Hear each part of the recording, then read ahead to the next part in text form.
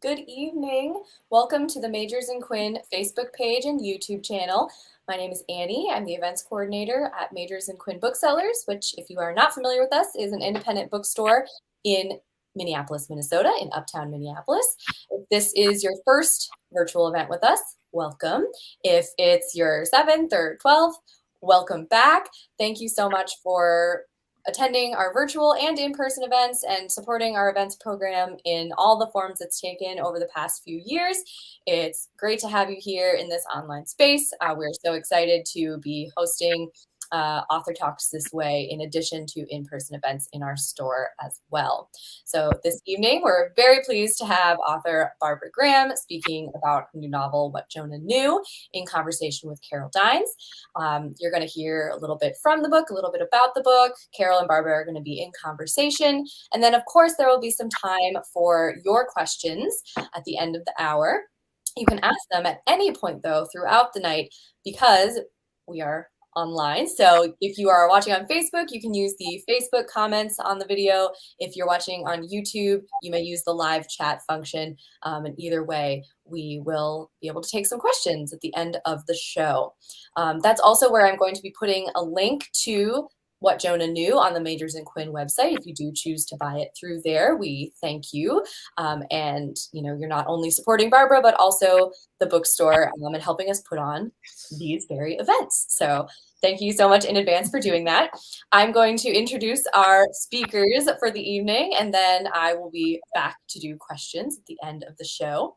So, of course, tonight we have Barbara Graham, an author, essayist, and playwright. Her pieces have appeared in many magazines and websites, including Glamour, O, The Oprah Magazine, National Geographic Traveler, Psychotherapy Network, Redbook, Self, Time, Utne Reader, Vogue, and NPR.org, in addition to being collected in numerous anthologies.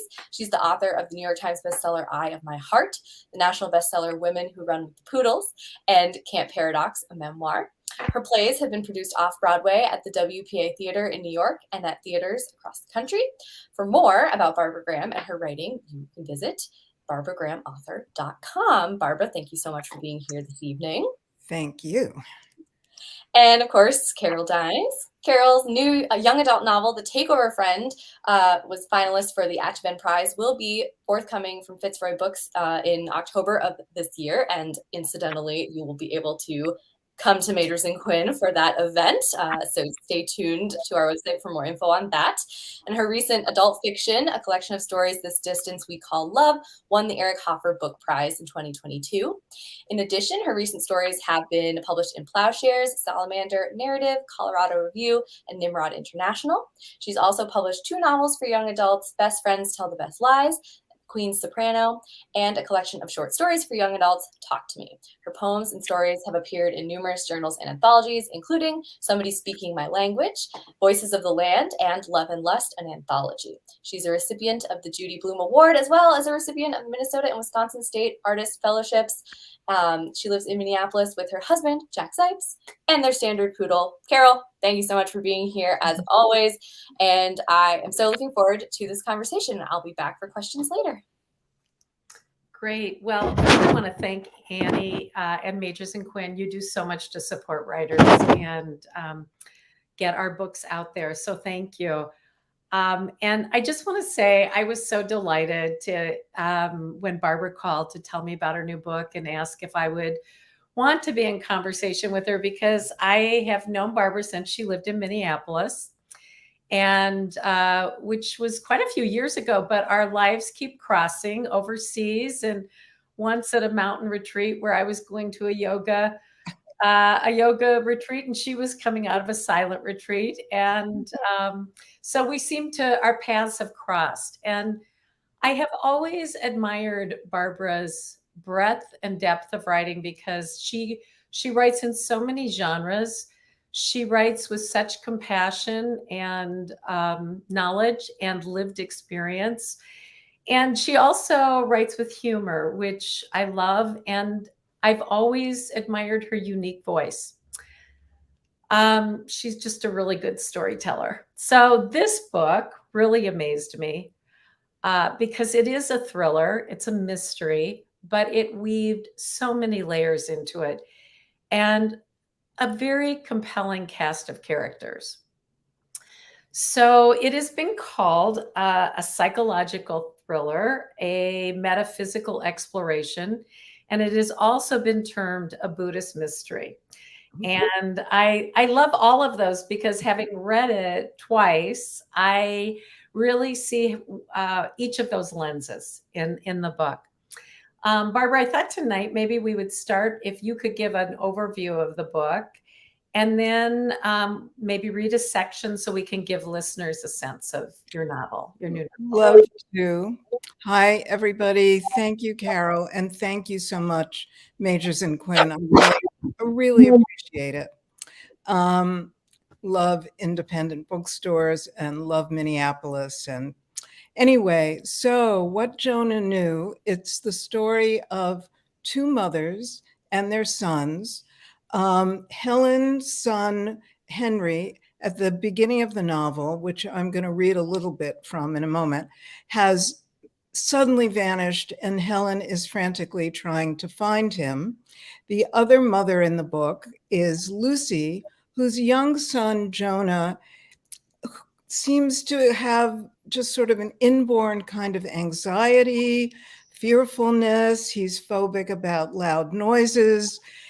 When he's around 3, he starts making some very odd statements.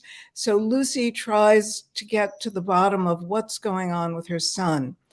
The two women don't know one another, but their lives do overlap, and in uncanny ways, and eventually in very perilous ways, and in one part of the book. So I'm going to start with the very beginning of chapter 1, where Helen has just found out that her 22-year-old beloved musician son and only child, Henry, has gone missing. Helen Bird wasn't in the habit of breaking the law, but the heartless creep in the motel office left her no choice. She had to find her son. She had to see for herself if Henry had left something behind, some subtle trace of himself that no one else would notice, but would point her maternal compass in the right direction. He'd never been out of touch before, not like this, not when he was expected home 2 days ago, and especially now when his girlfriend Mira was due to give birth in a matter of weeks. Luckily, the window in his motel room was open a crack, and Helen was able to jimmy it just enough to squeeze through. If the creep who refused to give her the key happened to see her and called the cops, so be it. In a way she wouldn't mind. Maybe Saratoga Springs' finest would show more concern than the smug detective in Aurora Falls who tried to convince her that Henry's disappearance was voluntary. Helen knew better, didn't she?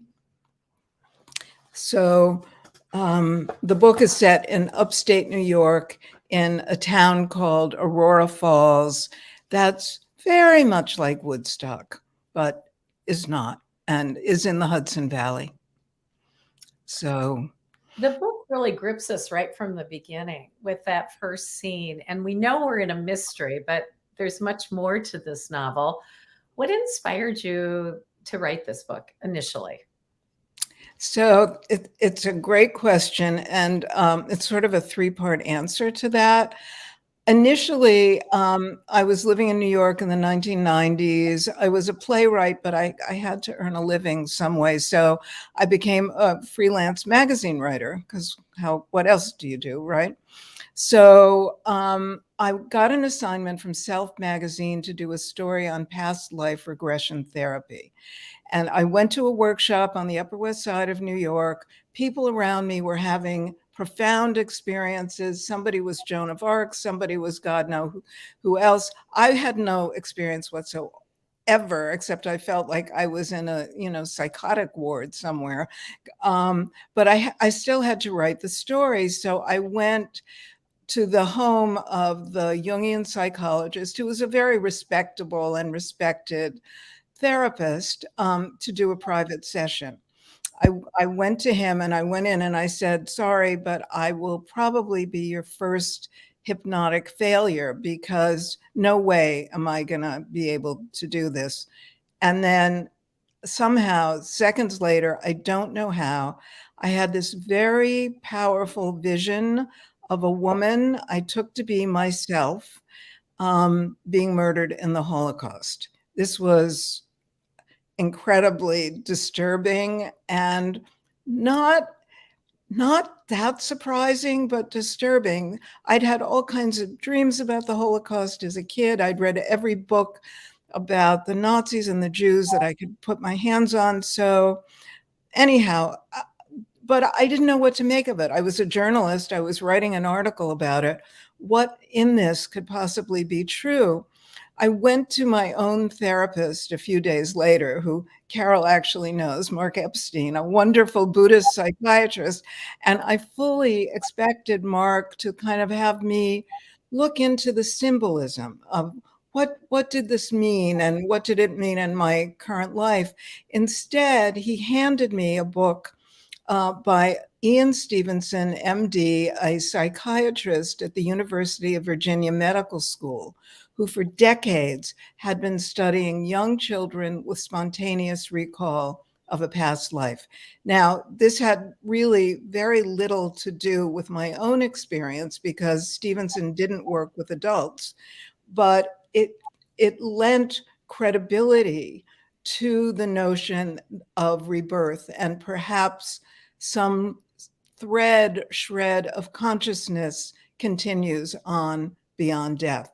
So I was completely taken in, obsessed, intrigued with this material. And I got every book Stevenson wrote. And then at the same time, I was listening to a lot of talks and going to a lot of talks, including one with the Dalai Lama and by these Tibetan Buddhist teachers. And they talk about past lives and future lives, like we would talk about last Thanksgiving or, what we're going to do for the 4th of July. So all of these things kind of blended together in my mind. And, suddenly walking down the street, I had a download for this story that really gripped me. So the research on kids with spontaneous recall, that's a big part of this book because of Jonah. And can you talk more about that, what the research has been? Yeah. So many of these children, and these are kids unprompted, and usually between the ages of 2 and 3, suddenly start saying things out of the blue that they have no earthly way of possibly knowing. Details, names of places and people and the town where they lived and all kinds of stuff that, is just very striking to me. The most striking thing in the research is that 75% of the kids have memories. What they talk about is how they died. So, and in 75% of these cases, they died suddenly, violently, shockingly. And so what they present with, many of them, is a kind of PTSD, but it's a kind of PTSD that is carried over from a previous lifetime. So, and Stevenson had published an entire book on birthmarks. Many of these kids have birthmarks that correspond to the wound by which the person whose life they remembered died. Many of them have phobias that are in some way associated with the manner of death of these previous beings whose lives they remember. So Stevenson and his successor at the University of Virginia, the studies are ongoing, meet with the families, try to sort of accumulate the evidence, comparing the child's statements to reality, finding the family of the deceased person. So it's this ongoing research. I think by this time there are about 3,000 very convincing cases.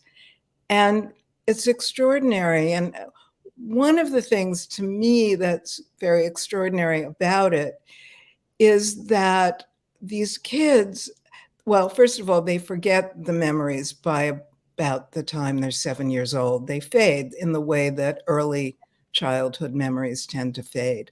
But, and many, but, oh, I know what I was going to say, and I lost it for a second, but it makes sense to me if you think about a kind of continuity of consciousness, that someone who's in their 90s and kind of dies peacefully or however in their, you know, in their sleep or what, however they die, versus someone young who dies violently is going to carry much more residue, many more traces, and perhaps unfinished business from that previous lifetime than someone who just kind of slips off peacefully.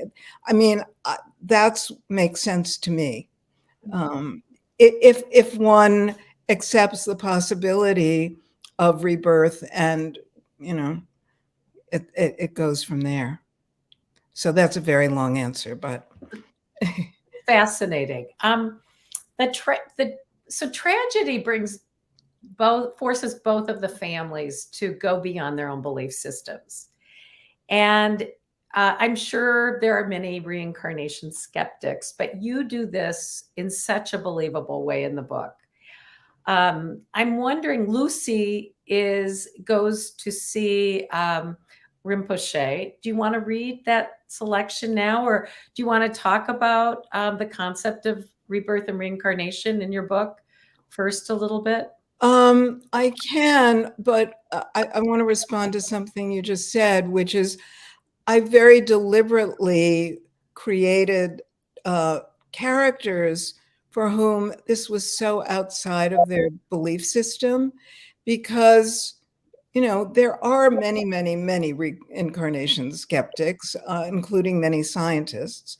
So that was important to me, to be able to kind of bring the reader along with that. But I think Lucy's passage with the Rinpoche makes a lot of sense to read at this point, because it really expresses that. Mm-hmm. So I will jump to that, if that's okay.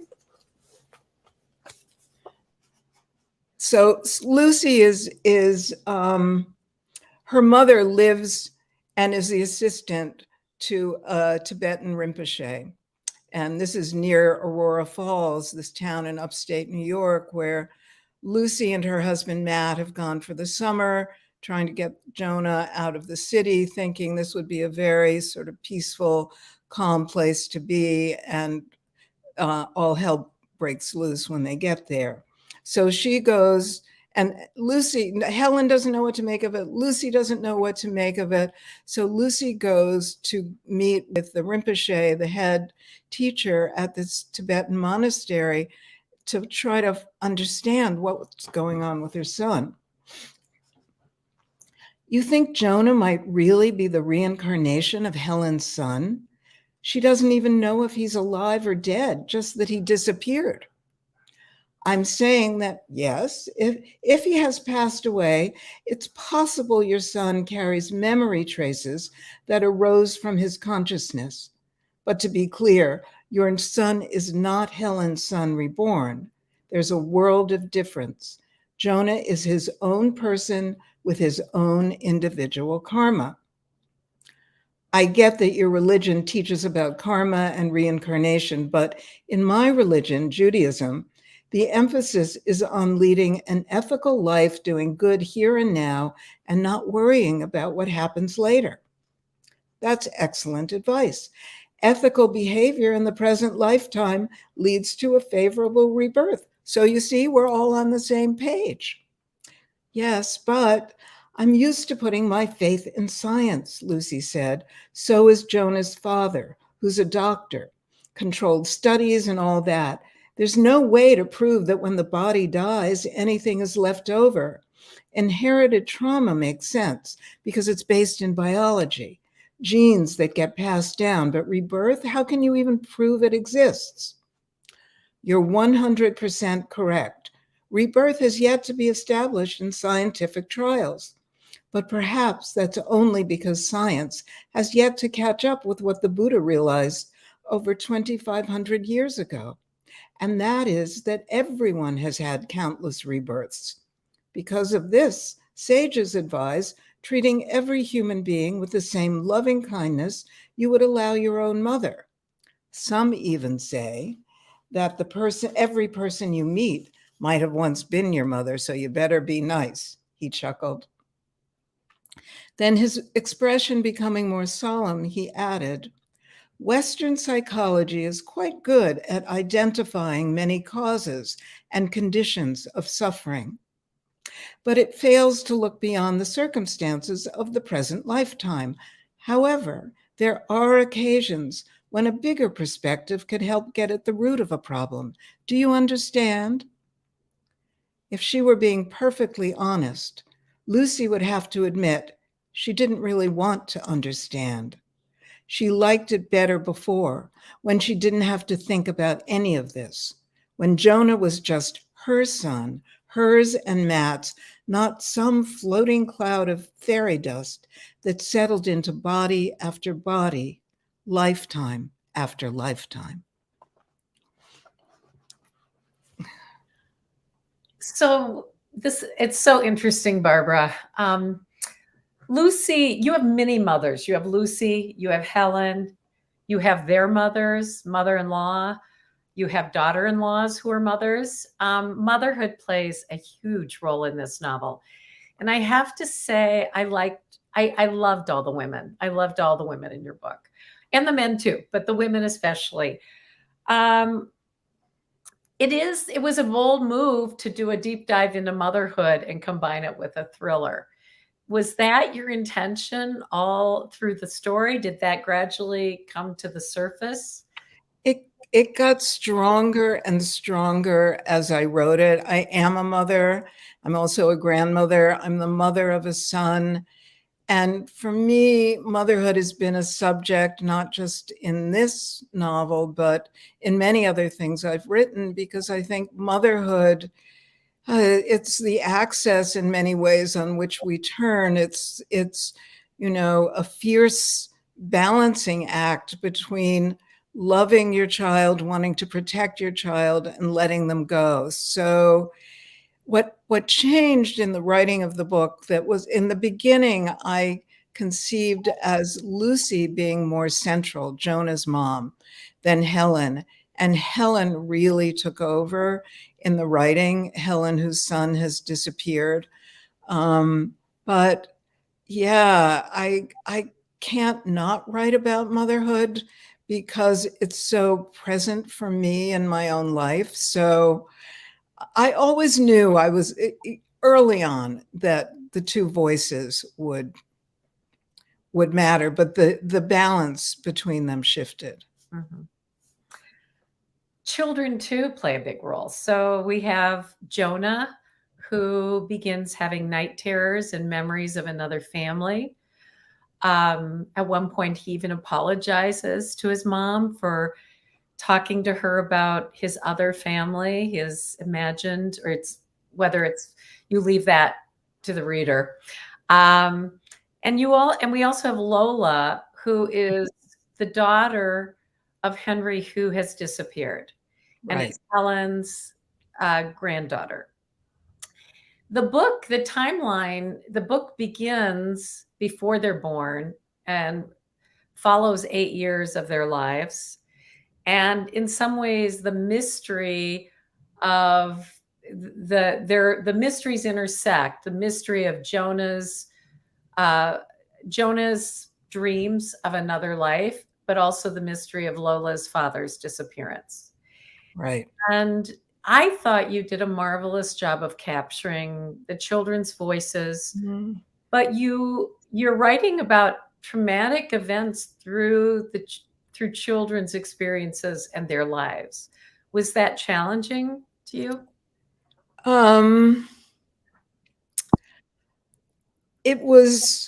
There was pain in it, I wouldn't say, but it came naturally. And oh, I felt so much for both of these kids as I was writing them. I love Lola's feistiness. She's also extremely, she's just waiting for her father to come back in the book. That is, and everything in her life is geared toward that. She's gonna, be a mermaid when he comes back, and all kinds of remarkable and amazing things are gonna happen. It was a very tender experience writing these kids. um, I loved writing them, and there's something about, and I'm sure you've had this experience as well. There's something about writing about children that's just takes you to such a deep and tender and loving place. And that did with these kids.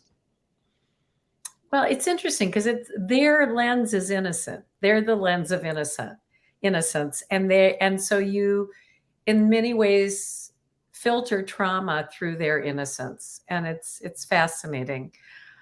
I also loved the theme of spirituality in this book. You deal with it, you develop it in such a complex but seamless way, and I'm wondering how you prepared for that. How you researched and prepared for the spiritual journeys that the characters go on. Yeah. Well, I've been meditating for more than 30 years, so I have my own kind of studies in sort of Buddhist spirituality, mindfulness, meditation, and all of that. So that was a piece of it. But I did a lot of research on both the Zen and Tibetan Buddhist takes on reincarnation. In Zen, it's almost never spoken of. The present moment is what counts. Here and now, it's still part of their overall, understanding of the world, and yet it's not talked about because it would take you out of the present moment. Whereas in Tibetan Buddhism, it's very commonly talked about, and how you live now is, is talked about as far as how it's going to affect your future life. So I did a lot of reading and research and pulled from what I knew, and other stuff just kind of came in. The stuff on inherited family trauma, because Lucy in the book ascribes Jonah's night terrors and his anxiety to inherited family trauma from her family members who were murdered during the Holocaust. That was a complete accident. I was helping a friend of mine at the time I was working on the novel write a book called It Didn't Start With You. His name is Mark Willin. It's a book about inherited family trauma, and he's a therapist. And so, you know how it just things work magically when you're writing fiction, and suddenly it so belonged in the book, but I had not thought of it before that. So I learned stuff as I went along. I researched stuff as I went along. And then, the magic happens just when you're not expecting it. The dog, Charlie the dog, who is such an essential character in the book. And, I always thought there would be a dog, but I never knew the extent of how important he would be. His heroic acts were pretty incredible. So, in many ways, he connects the two families. He is one more connection between the families. yes, a really key one. Jonah, when he begins to remember, there's a healing process that goes on around his own trauma. Can you talk a little bit about the research on that? How past traumas can be healed by memory? I think it's very much like present day trauma. And the studies on present day trauma are, you need to talk about what happened as much as you need to. It can be over and over and over again, and you need to be listened to and heard and believed. So in a way, I don't think it's that different than trauma in the present time that occurs. But for Jonah, it really is a transition in the book when his parents, begin to listen to him and don't impose their own theories on what's going on with him. Lucy's inherited family trauma. Matt's a doctor. He's a scientist. He has no truck with any of this stuff. And he thinks it's just a bunch of stuff. Jonah was born preterm when he's having night terrors. Matt thinks it's because, his slightly premature nervous system is working out the kinks. So they all come to the information and Jonah's statements from very different angles. Yeah. I just love that, because you can take people from any belief system and kind of bring them into this story. So another theme of this book that is very powerful is grief and loss, but there's also tremendous transformation. And Helen, to me, was the character who had the most. She's the mother of Henry, who disappears. She goes through, I think, in my view, the most grief and loss, but also the most transformation. Would you agree? And can you say something about Helen, her character? Yeah, I love Helen. I loved writing Helen. Helen really, I originally was starting the book with Lucy and flipped it and ended up starting with Helen and following her thread, because she's the one whose son is missing. And, what do you do with that? I think she goes through many, many stages of grief, and until she's really willing to acknowledge her grief, and her mother-in-law, who's the Zen mother-in-law, Rosaline, basically tells her, the worst grief and loss, happens. It's unbearable when it's your kid, but she says, I'm telling you, Helen, you're bigger than this grief and you're bigger than this loss. When Rosaline says that, Helen doesn't quite understand that yet, but it's her trajectory in the book.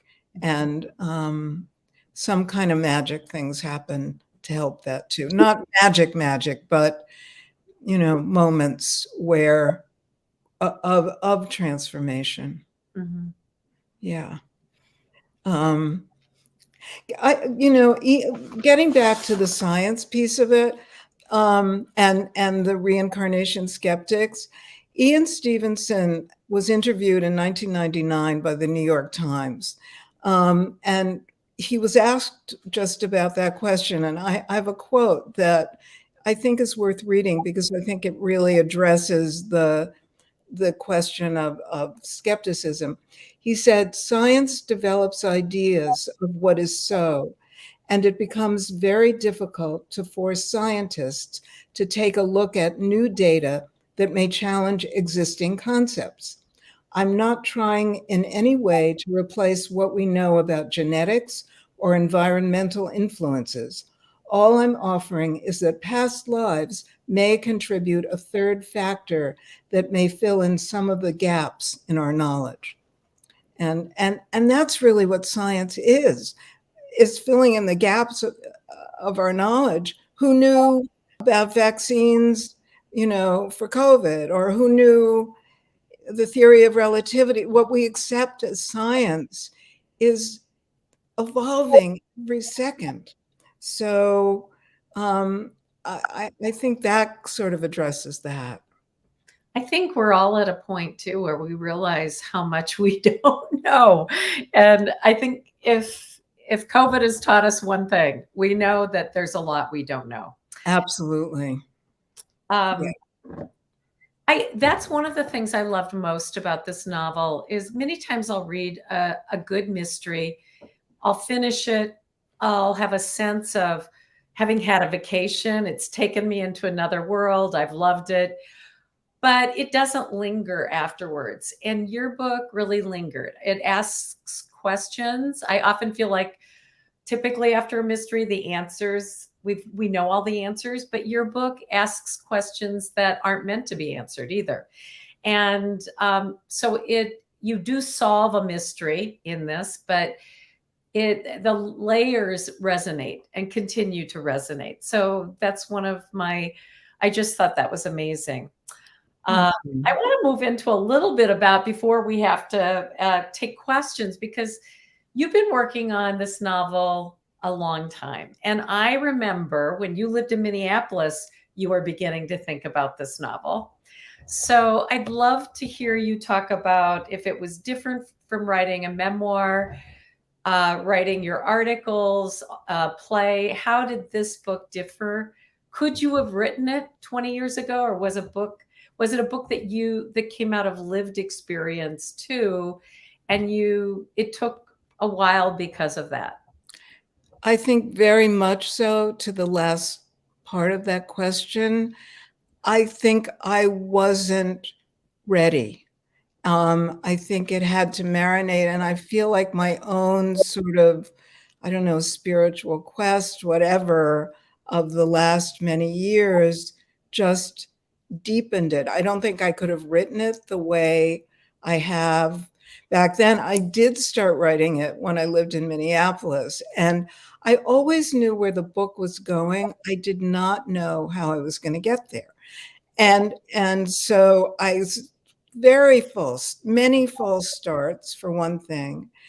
And also there was a learning curve for me, both from writing memoir and other kinds of personal narrative, where you're limited by your own experience, right? When you write fiction, it's the world is open to you. You have carte blanche to create your characters, to do whatever.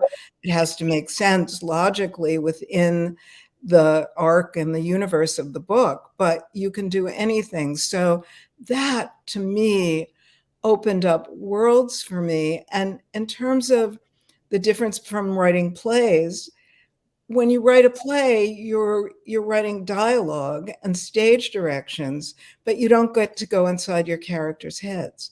And for me, that was always, or it got to be a little frustrating with playwriting, whereas writing the novel, I could go deep inside these characters' heads and had to learn, like, when I went too far and sort of the action of the book stopped. So like playwriting, you've got to both develop your characters, but you also need to move the story along.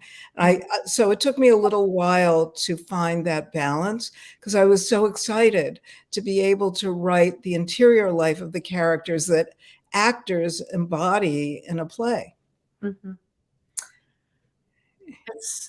It's fascinating to hear you talk about that, because you have had so much experience writing in other genres. Did you know it was going to be a thriller? Was that part of it at the beginning?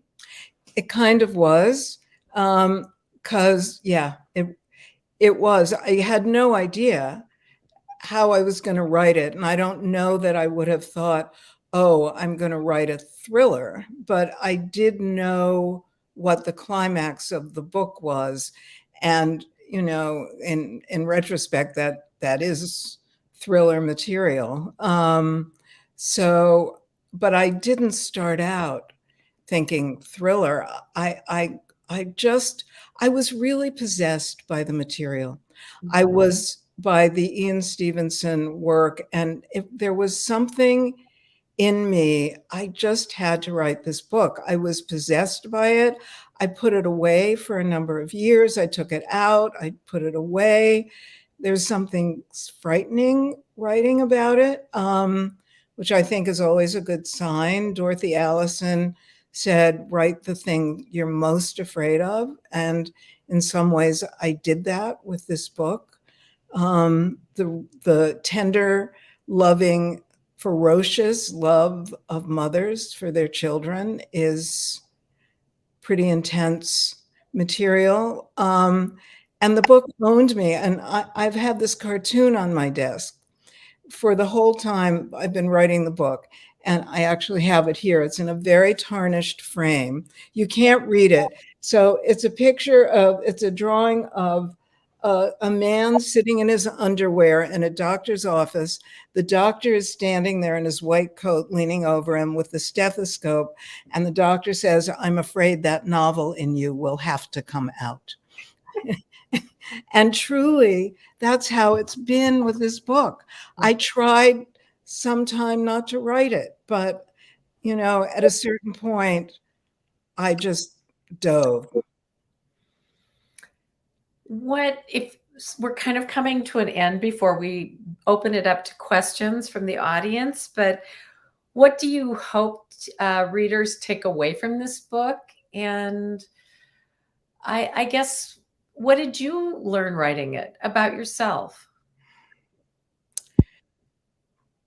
I learned I could write a novel, which was the thing I've always wanted to do in spite of everything else I've ever written. Really, I always only wanted to write novels. So I learned I could do that. That's been a really big thing. And I can't wait to write another one. So that's been a really big deal. What else did I learn about myself? That I could confront the scary things in the novel that I wrote about, that I was able to actually do that, and it didn't kill me. In terms of what I'd like people to take away, I think maybe just sort of a glimmer of an idea that perhaps if we don't just hold to the materialist view of life and death, that's interesting. But also, really, if you do take the long view, it's kind of what the Rinpoche says in the book. It's then how we live now really matters. How we treat one another, how we treat our planet, all of that brings it back to the present and makes this moment, this time now, really matter. Mm-hmm. It's a great note to end our conversation on. So let's open it up. Maybe Annie, you could take some questions from viewers. Yes, we have a question right here from Andrew. Were any of your characters drawn from real people or yourself, wholly or in part? So maybe many in part, influenced by people I know and love, and no one was, a stand-in for me. It's not my story. It's not the story of anybody I know, but I think, like all fiction writers, you've got to pull, names and what people look like and histories and, from all kinds of places. So, so I pulled. But no one is a stand-in for an actual real person. But, they're very real to me. Yes. All right. Thanks, Andrew. And anyone else who is out there and formulating their questions, write them now so we can get to them before we have to say goodnight. Just have some nice comments in here as well. I know you have been trying not to get too distracted over by the comments, but a lot of people just saying hello.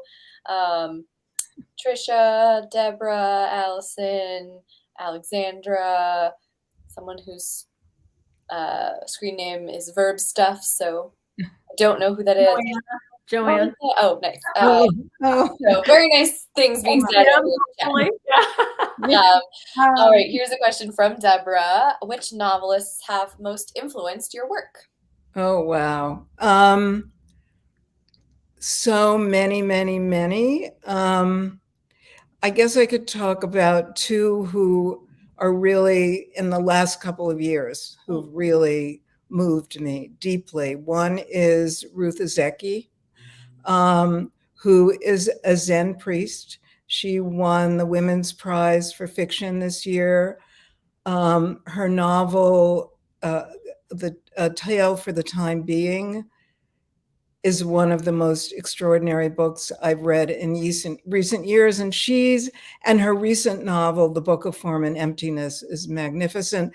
She has a very light touch, but also sort of brings in, spirituality, but in such a light and beautiful way. So recently, Ruth, and also Anthony Doerr. I think Anthony Doerr is sort of a god among writers.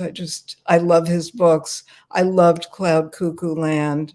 I loved All the Light We Cannot See, because the writing in these books, his books and Ruth's books, is just magnificent, but it also really, really goes deep, and it has enormous heart. So I guess what I love in books is depth, magnificent writing, and heart. And I would say that Carol Dine's last book, This Distance We Call Love, has all of those things, and those stories knocked me out. So that's a partial answer, because there are just so many. Well, I'm very glad that you had a couple people ready off the top of your head, because in some ways that can be the hardest question, because you forget every book you've ever read in your life when someone Right, and those are books I've just fallen in love with in recent years. So yes, and I will also just go ahead and use this time as, maybe someone writes one final question or two, to say that I have already put the link to What Jonah Knew in the comments of this video, so you can head to the Majors and Quinn website to check that out. And I am also about to put a link to Carol's upcoming book, The Takeover Friend, that comes out in October, but it is available to order now. So if you want to head over to the website and see what that book's going to be about, you can do that. And of course, you could also look for Carol's This Distance We Call Love on our website as well. Here's one from Patricia. This book seems so plausible. Did you feel like you had to win over skeptics, or did that not matter to you in the process of writing? That's a really interesting question. I wasn't out to proselytize. I wasn't out to convince anybody of anything. I wanted to tell a story that was plausible, that brought in this material, and really leave it up to the reader to decide for themselves what was true. What was true for them? Did it make them think a little more? I don't know. I love hearing from readers, because I think people have a lot of strong views on reincarnation and rebirth, and those terms get used pretty interchangeably. And, one of the points that the Rinpoche makes in the book, and which Jim Tucker, who's a child psychiatrist at the University of Virginia and Ian Stevenson's successor, when I talked to him, and he's been a great supporter of the book, which has meant a lot, he said, it's not like John Doe becomes Joe Blow. It's like, I'm not going to be Barbara Graham 2.0 in the next life.